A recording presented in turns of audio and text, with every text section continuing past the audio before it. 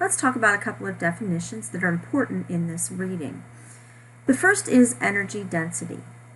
A food that is energy dense contains a lot of calories.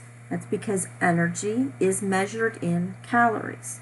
So a food that is energy dense is going to be filled with lots of calories. So if you are comparing two different foods, the more energy dense food would be the one with the most calories.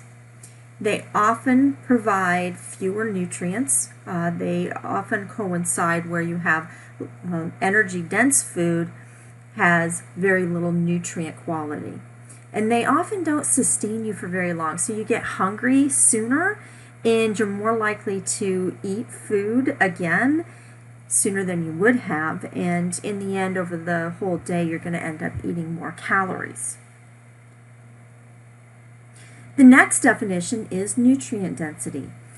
These type of foods are full of lots of nutrients, and it's a food that not only provides all of these nutrients, but it's in the least calories. Our vegetables are famous for being nutrient dense because there's so many nutrients in them, but very, very few calories. And this is really important to know because when somebody is on a moderate calorie restriction, maybe they're trying to maintain weight or lose weight, their cells still need vitamins and minerals, right? So we need to be able to find a way to get all of those vitamins and minerals without overdoing their calories. So the nutrient-dense foods become very important. As a matter of fact, in just health in general, we recommend nutrient-dense foods to provide as many nutrients as we can so you don't overdo your calories and limit how many of those energy-dense foods you consume. So let's put this to practice and take a look at several different types of milks. So in our graph here, our table, we have different columns. This first one is non-fat or skim milk. Then we have 1% milk, and then we have 2%, and the last column is whole milk. Some people call it regular milk. So the first question is, which type of milk is the most energy dense? So again, we're looking for calories because we're talking about energy density. And remember I said that the most energy dense is the one with the most calories. So if we look at these different milks, we find that whole milk has the most calories. So we would say that whole milk is the most energy dense.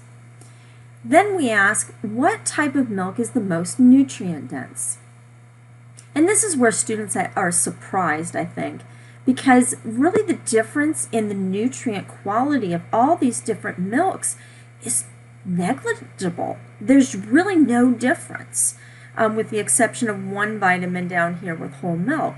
But overall, these nutrients are very high in the same amounts across all the different types. So now we have to look at the most nutrients in the least calories. So again, it's least calories that we're going for, and that's almost always the case. So we would go to the least calorie one, and we would say that non-fat milk is the most nutrient dense.